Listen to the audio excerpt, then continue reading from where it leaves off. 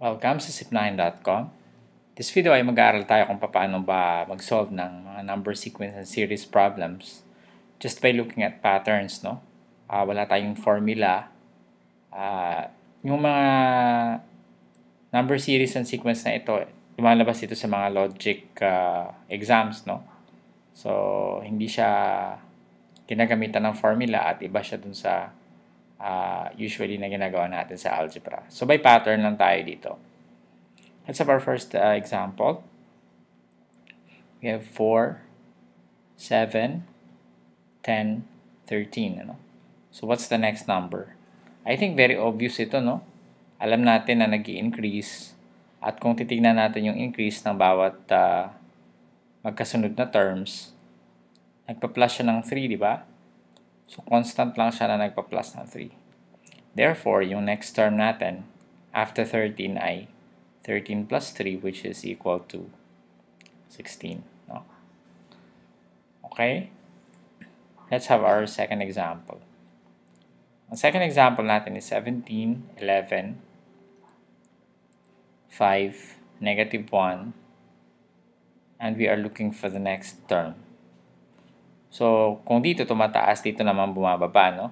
And kung makikita natin, nag-minus tayo ng 6, no? 17 minus 6 equals 11. So, nag-minus 6 tayo. So, kung titignan natin dito, nag-minus 6 ulit tayo, and from here to here is nag-minus 6 tayo kasi 5 minus 6 equals negative 1.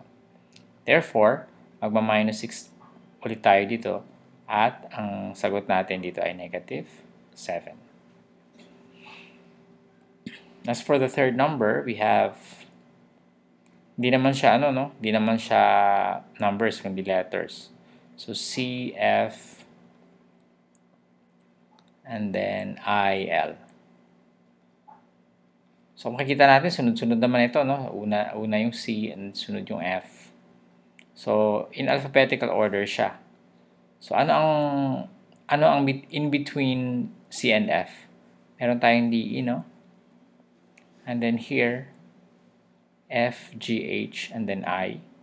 And then I, J, K, and L. So, kung makikita natin dalawang letra yung in between. Ibig sabihin, magkakaroon din tayo ng dalawang letra dito para makuha natin yung susunod na term, no? So, ano ang susunod sa L? MN, di ba? This is MN.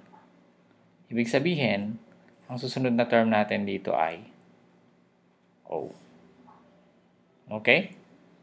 So, our next number, we have 1/3, 5/6, 4/3, and 11/6.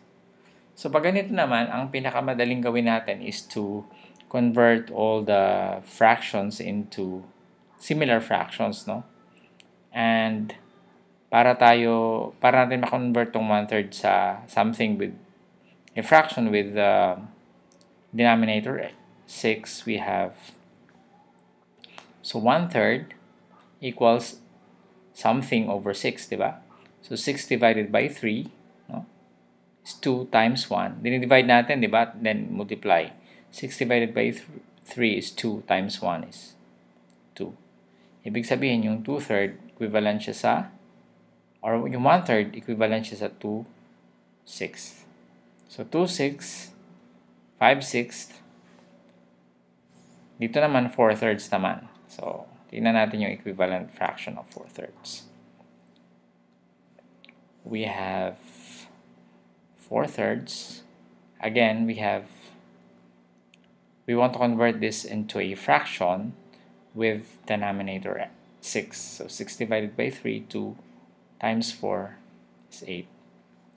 So, ibig sabihin, ito ay 8. Yung 4/3, ang equivalent niya ay 8/6. Also, this one is 11/6. So, wala na tayong problema. So, I guess, nakikita niyo na yung pattern, no? So, 2 tapos 5 tapos 8 tapos 11. Ibig sabihin, yung numerator niya, nadagdag siya ng 3 palagi. So, palaging 6 pa rin yung nandito niya sa denominator, no? So, 11 plus 3 equals 14. So, ito na yung pinakasagot natin. 14/6, or pwede natin siya i-reduce to lowest terms. Pwede tayo mag-divide ng 2 on both the denominator and the numerator. So magiging equal to 14 divided by 2 is 7, and then 6 divided by 2 is 3. Okay? So, pwede na to, pwede rin ito. No? So, equivalent naman yan sila. Okay? So, yan lang muna yung ating pag-aaralan ngayon. Yung susunod natin na video ay titingin pa tayo ng mas marami pang sequence and series. No? And by inspection, ay alamin natin. So, kung gusto niyo mag-subscribe sa ating video, you can just click the subscribe button below this video. Maraming salamat and see you in the next tutorial.